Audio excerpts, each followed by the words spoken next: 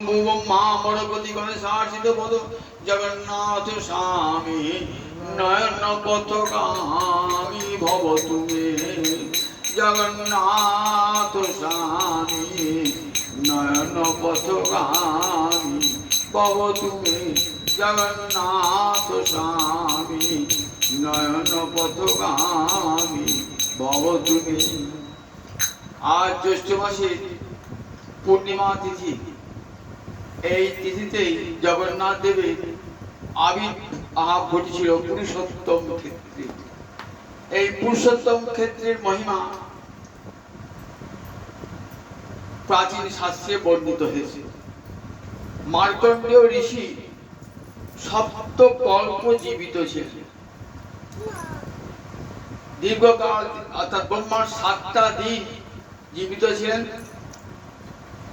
একটা কল্প যখন শেষ হয়ে যায় তখন প্রলয় হয়, আর সেই প্রলয়ের জলে ভাসতে ভাসতে মার্কণ্ডেয় ঋষি বহু দুঃখ কষ্ট প্রাপ্ত হন।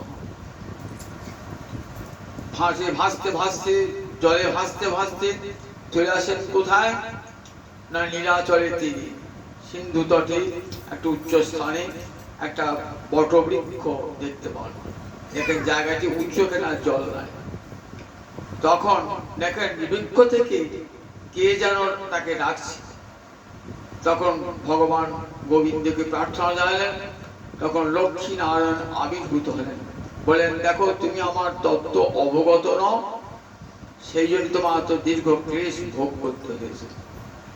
তুমি উপরে বৃক্ষতলে এসো, দেখবে একটি পাতায় আমার মূর্তি রয়েছে, আমি বৃদ্ধাঙ্গুষ্ঠ চুষি এই মূর্তি, শিশু মূর্তি দেখবে। বললেন, দেখলেন সে বটবৃক্ষের পাতায় একটি শিশু তার দক্ষিণ চরণের বৃদ্ধাঙ্গুষ্ঠ চুষি। সেই শিশুর কাছে যাওয়া মাত্রই তার মুখে ভিতর ঢুকে বললেন, দেখলেন সেখানে ব্রহ্মার সৃষ্টি যাবতীয় ত্রিভুবনের সব দর্শন করলেন। দর্শন করার পর আবার বেরিয়ে আসার পর তখন বলছেন নারায়ণ, বলে দেখো এইখানেই আমি আবির্ভূত করি কালে, এই ক্ষেত্রের নাম পুরুষোত্তম ক্ষেত্র, এখানে আমার দিব্য আবির্ভাব ঘটবে। আর এই বটবৃক্ষ, অক্ষয় বটবৃক্ষ, কল্পবৃক্ষ, এর পাশেই একটা কূপ ছিল, অমৃতকূপ।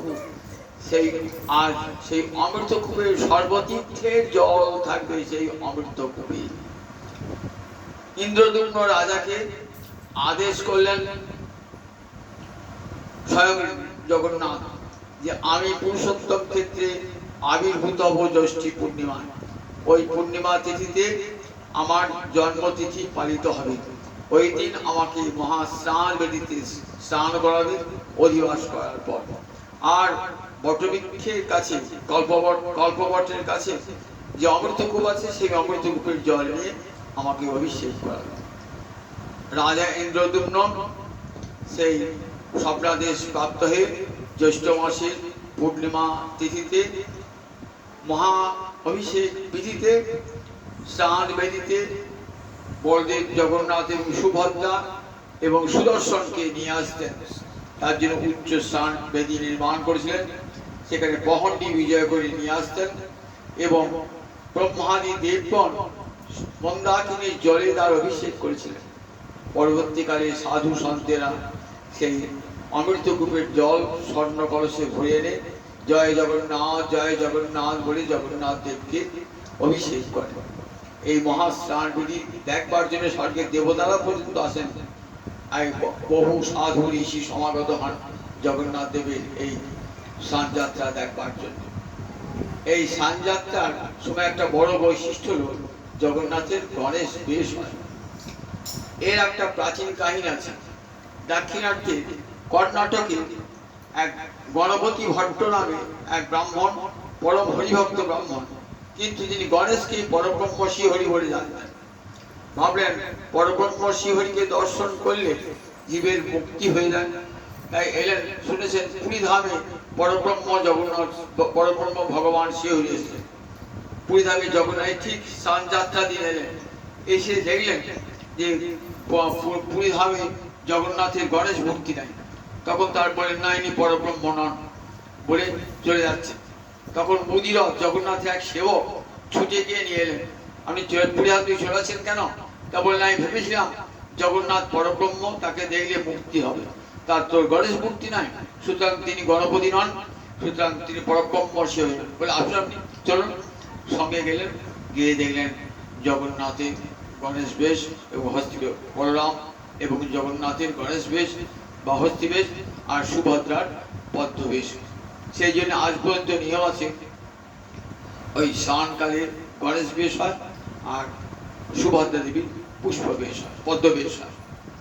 স্নান যাত্রার পর 15টি দিন অঙ্গরাগ হয় এই সময়, আর অঙ্গরাগ বিকৃত আছে বলে এই সময় দর্শন হয় না, জগন্নাথের অদর্শন হয়। এই সময় আমার মহাপ্রভু থাকতেন, আলালনাথে চলে যেতেন জগন্নাথের অদর্শনের জন্য। একে বলে অনবসর কাল। এই 15টা দিন অর্থাৎ 15 দিন অঙ্গরাগ হয়। উড়িয়াদের ভাষায় বলে জগন্নাথের জ্বর হয়েছে, পাচন খাওয়ায়, তার নয় এই সময় থাকেন, অঙ্গরাগ হয়।